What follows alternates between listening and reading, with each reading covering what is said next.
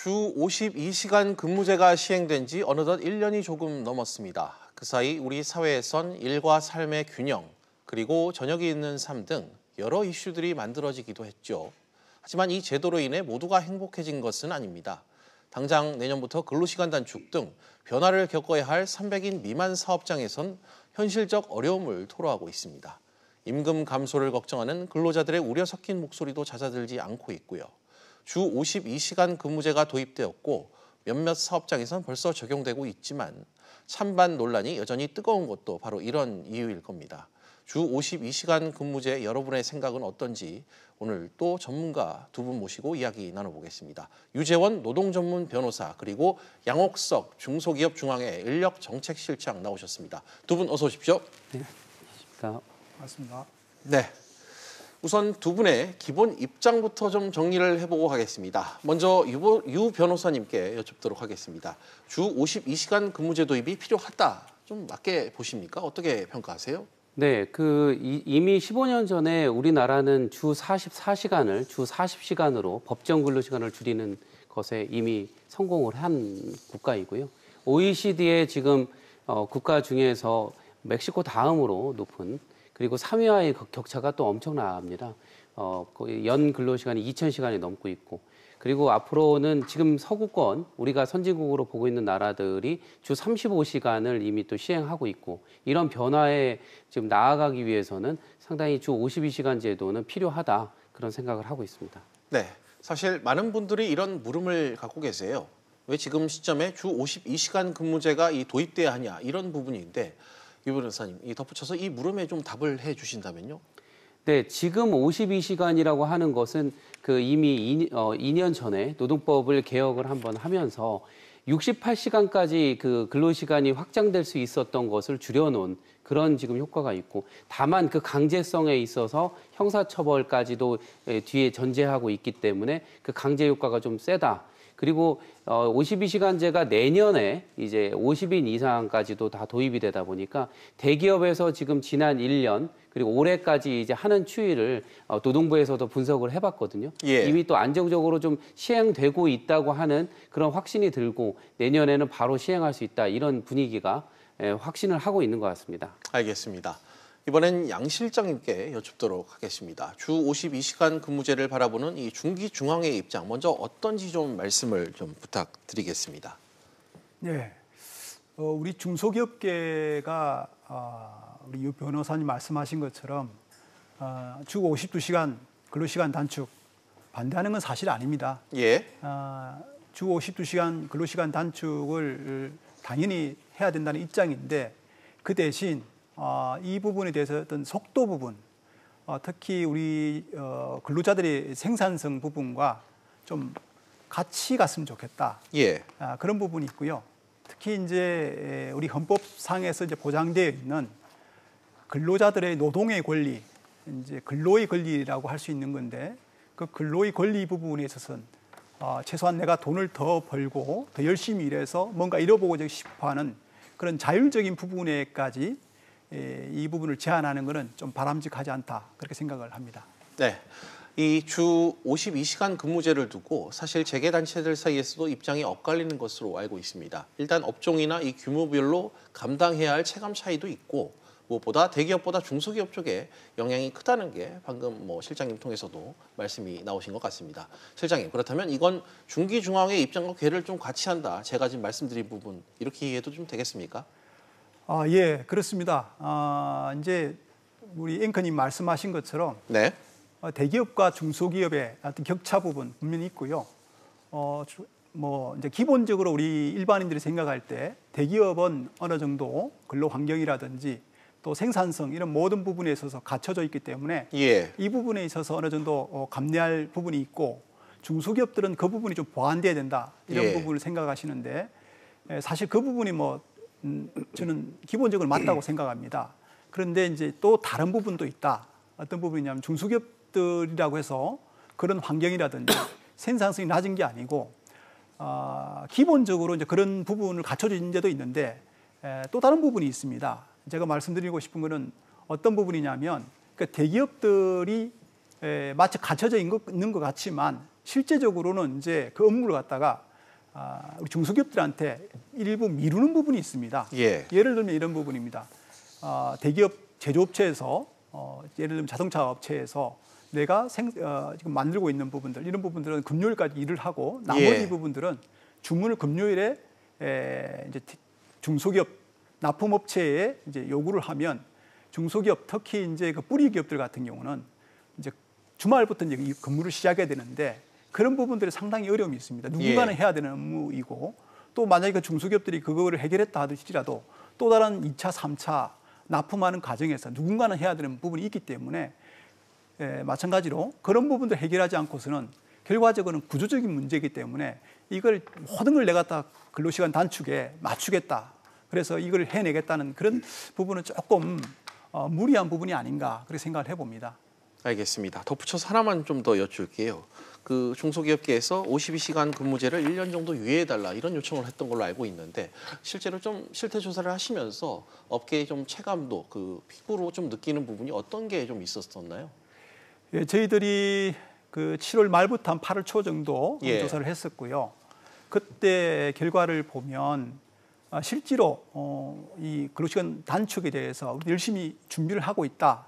하지만 이제 제대로 되는지 지금 확인이 안 되는 부분들이 있습니다. 그래서 지금 현재까지 그 부분을 준비를 못했다고 하는 업체들이 저희 파악한 바로는 한 56% 정도 지금 나와 있는데 그렇다 그러면 이것을 무리하게 지금 내년에 막바로 추진하기보다는 대기업 같은 경우에도 실질적으로 300인 이상이라 할지라도 한 9개월 정도 유예 기간을 뒀다고 이제 저희가 알고 있는데 중소기업에 대해서도 충분히 이런 부분들 1년 이상의 유예 기간을 두되 현장에서 준비를 철저히 하는 부분 그 부분이 필요하고 두 번째 방금 제가 말씀드렸다시피 구조적으로 자체적으로 이거를 우리가 노력해도 안 되는 부분이 분명히 있을 겁니다.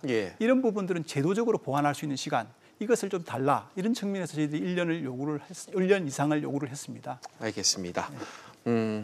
본격적인 토론에 앞서 두 분의 입장 간단히 좀 짚어봤습니다. 그간 우리 노동시장에선 이 장시간 근로 이에 따라 이 근로자들이 계속 과로에 내몰리는 상황 꾸준히 문제점으로 지적이 되어 왔었습니다.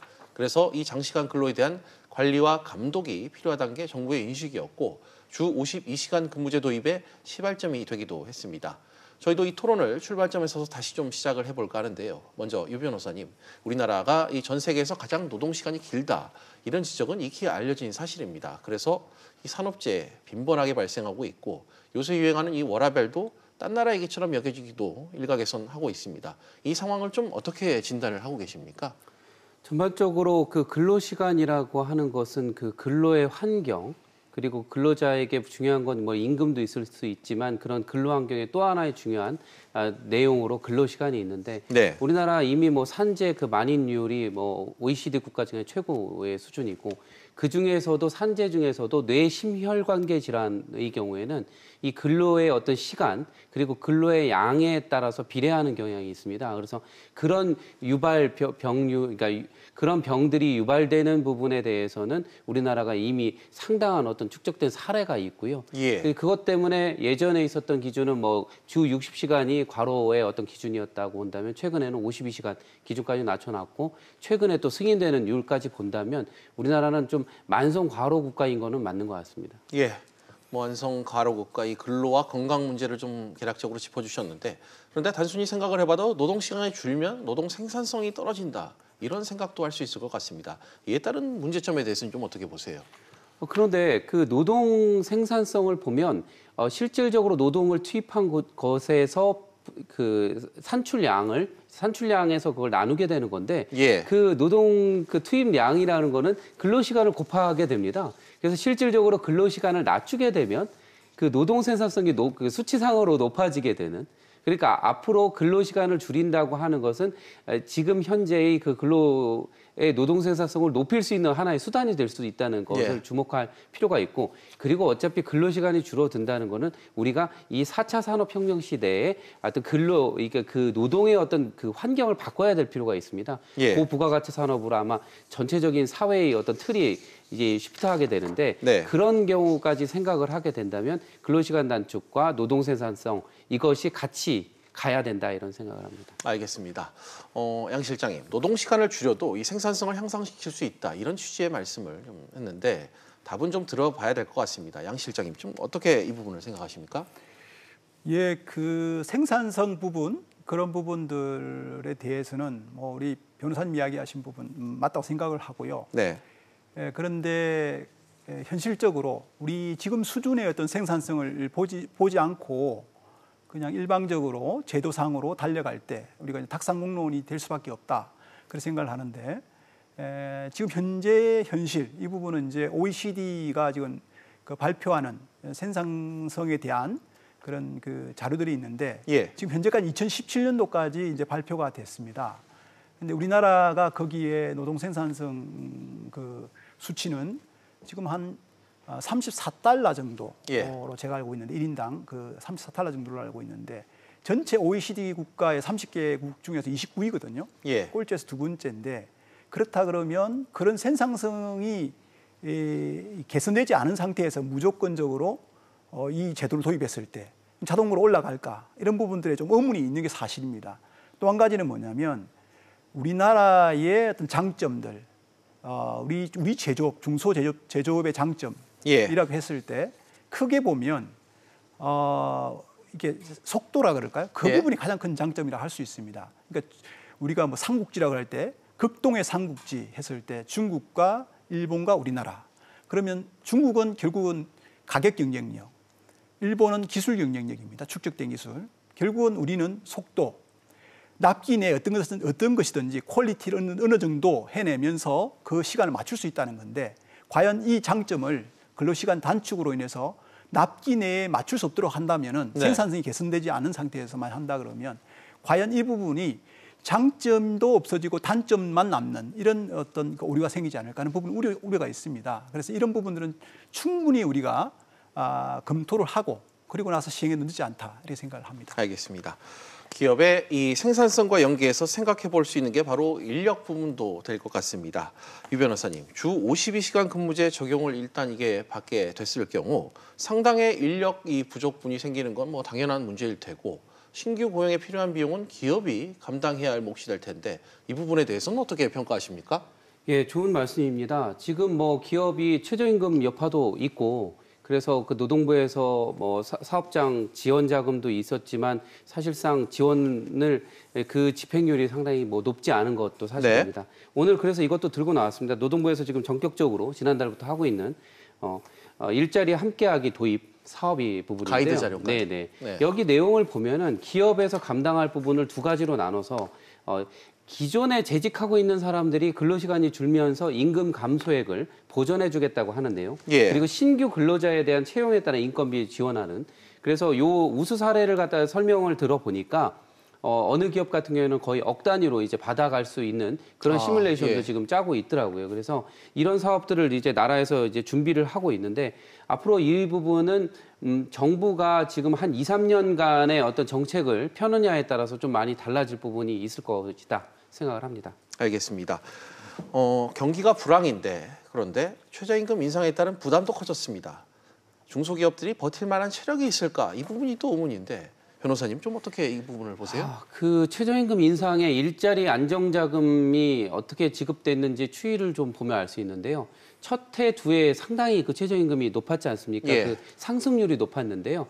그때 집행이 꽤 많이 됐고 지금은 이제 사업 안정기가 되다 보니까 그 집행이 이제 꾸준하게 이루어지는 부분이 예. 있고 또 사업 확장으로서는 조금 뭐 미비한 부분도 지금 있는 상황입니다. 아마 중소기업들이라고 한다면은 그 규모별로 그리고 직종별로 좀 나눠봐야 할 것 같은데요. 특히나 그 경쟁력이 있는 그런 히든 챔피언 기업 같은 경우에는 분명히 그런 어떤 여력이 있겠지만 예. 대부분의 중소기업, 특히나 우리 아까 언급하신 뿌리 산업, 네. IT 산업 그리고 지금 굉장히 일본과 관계에 있어서 힘든 뭐 소재, 부품, 장비 이런 산업에 대해서는 어떤 정부의 관심이 또 필요하다 이런 생각을 합니다. 알겠습니다. 변호사님 말씀에 양 실장님이 또 좀 할 말이 있으실 것 같습니다. 사실 이 대다수 중소기업들이 추가 인력 문제, 추가 인건비 모두 여력이 없다. 이런 게 뭐 주지의 현실인데 이런 목소리 실제 많이 듣고 계시지 않나요? 예, 그렇습니다.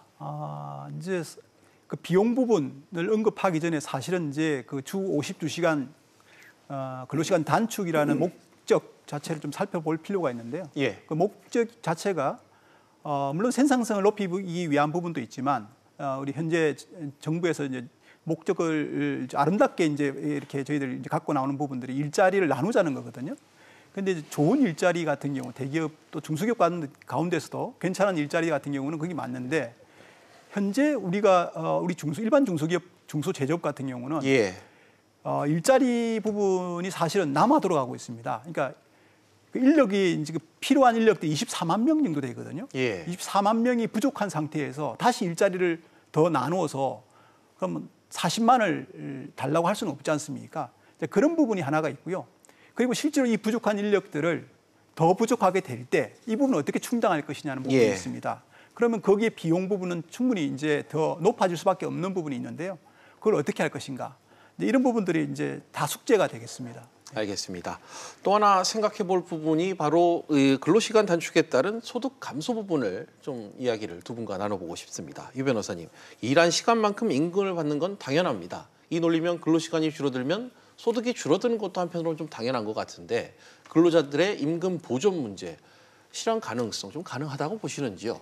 이 문제가 기시감이 있는 게 2004년도에 그 주 44시간 제도를 40시간으로 법정 근로시간을 줄일 때도 토요일 날 근무를 안 하면 그 임금이 줄어들지 않느냐 뭐 이런 공론화가 과거에? 있었지만 실제로 이제 주 5일제를 거의 15년 이상 이제 진행을 해보니까 물가 상승률에 따라서 임금도 자연스레 상승을 했고요. 오히려 그 직업 분야별로 물론 다르겠지만 네. 그런 만족도도 또 높아졌던 그런 부분이 있습니다. 현재 지금 나라에서는 상당히 그 준비가 되어 있다고도 지금 통계 발표를 지금 한 상태이고 지금 중소기업까지도 포함을 해서 분석을 해보니까 92% 상당 이상이 지금 현재 그 근로시간 단축 부분에 대한 준비를 이미 했거나 준비를 중에 있다라고 답변을 하고 있습니다. 그래서 이 제도는 조만간 긍정적으로 실현될 수 있지 않을까 생각을 하고 있습니다. 알겠습니다. 같은 질문을 양 실장님께도 좀 드리겠습니다. 그럼에도 불구하고 실제로 좀 실질 임금이 좀 줄어드는 효과를 좀 호소를 하는 그런 중기들이 좀 많이 있죠. 어떻습니까? 예, 그렇습니다. 우리 변호사님 이야기하신 부분들은 저도 이렇게 부정하지는 않지만 기본적으로 우리 준비하고 있다라고 이제 우리 중소기업들이 이야기했을 때 예. 과연 정말 준비하고 있는 것인지 아니면 준비가 다 된 것인지 이런 부분들 반대로 생각해 보면 예. 현재까지도 아직 준비가 되지 못하고 있다는 그런 이야기가 됩니다. 그렇게 따지고 보면 한 50% 이상이 준비를 아직 못하고 있다고 볼 수 있는 거고 네. 또 마찬가지로 아까 이 중소기업인 입장이 아니더라 하더라도 그러니까 근로자 입장에서 본다 그러면 소득이 분명히 줄어드는 부분이 있는 겁니다. 그러니까 실제 제가 이제 파악을 해보니까 중소기업 300인 미만 중소기업인이라 할지라도 이미 다 근로시간 단축을 하고 있는 데가 있습니다. 예. 제가 지금 파악을 한 데는 실제 이제 임금이 줄어들다 보니까 어떤 일이 생기냐면 이분들이 이제 빨리 이제 퇴근을 하고 나서 투잡을 뛰기 위해서 여기저기 알아보고 그러면서 이제 인력 이런 회사에 헤드쿼터 같은 데 알아봐서 거기서 다시 이제 어떤 새로운 장소를 소개를 받아서 이제 일을 하게 되는데 심지어는 어떤 경우가 있냐면 자기가 근무하는 곳에 다시 근무를 합니다. 소득을 보전하기 위해. 예. 자기가 근무하고 있는데 인력 시장에 통해서 회사를 통해서 자기가 근무하고 있는데 다 오는데 단지 임금은 누구한테 받냐면 인력 회사한테 받는 거죠. 그런 경우까지 네. 있습니다. 이게 그러니까 의미 자체가 제도를 이렇게 빽빽하게 아주 촘촘하게 이렇게 만든다고 해서 다 이게 보완되는 것이 아니라 또 다른 이제 또 문제가 생기기 때문에 결국은 제도의 문제라기보다는 우리가 어느 정도의 한계만 정해놓으면 나머지 부분은 우리가 유연하게 판단해서 그 가운데서 좀 우리가 좀 융통성 있게 적용하는 게 중요하다. 저는 그렇게 보고 있습니다. 알겠습니다. 끝으로 두 분께 한 말씀씩만 더 여쭙도록 하겠습니다. 제도 개선과 관련해 보완되어야 될 부분이 없는지를 좀 여쭤보겠는데요. 변호사님, 52시간 근무제 도입이 필요하시다는 입장이신데 보완책이 필요하다는 지적이 계속해서 나오고도 실제로 있는데 실제 이런 측면에서 좀 이런 부분은 좀 보완이 필요하다 이런 부분이 있으실까요? 네, 기업 현장에서 들리는 목소리를 그러니까 노동부에서 최근에 조사를 해보니까 기본적으로 정부의 어떤 지원 제도를 당연히 요구를 하셨고 예. 두 번째는 어떤 법 제도적으로 유연 근로제 부분을 특히나 지금 법에 이렇게 국회에 계류되어 있는 탄력 근로제의 어떤 실시라든가 예. 뭐 이런 관련한 어떤 그 근로 시간의 어떤 그런 제도적 새로운 제도를 좀 도입하는 것이 분명히 필요하다 이런 얘기들이 있고요.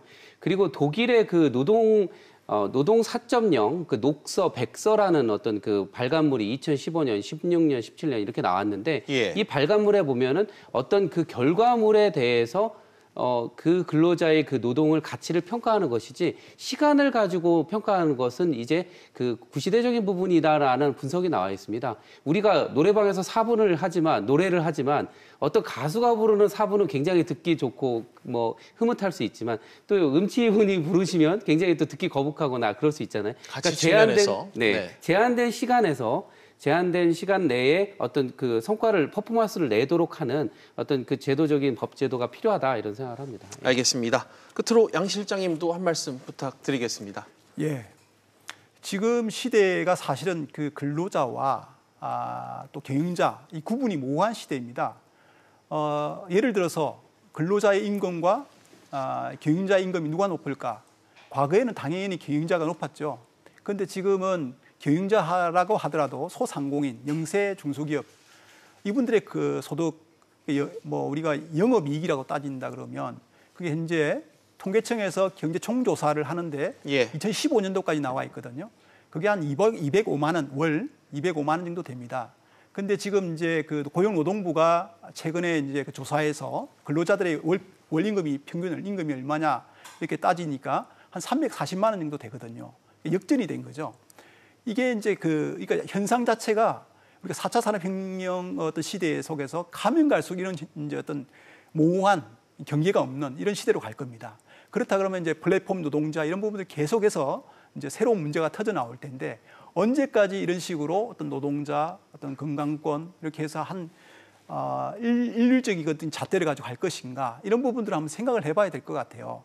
그런 차원에서 저희들이 이제 그 유예 기간이란 부분들을 가지고 이제 저희들이 이제 주장하고 예. 또 실제 그 우리 의원님께서 여당 의원님께서도 실제로 발의를 하셔서 최대 4년까지 유예하는 걸로 나와 있는데 이 기간 동안에 자발적으로 우리 근로자와 중소기업인 간에 서로 합의만 된다 그러면 어느 정도 융통성 있게 실제로 일본 같은 게 그렇게 하고 있는데 융통성 있게 월 단위라든지 연 단위라든지 이런 부분에 어떤 한도를 정해놓고 그걸 넘어서지 않는 범위 내에서는 자유롭게 좀 일할 수 있는 그런 제도가 마련돼야 되겠다 이렇게 이제 생각을 해봅니다. 네, 알겠습니다.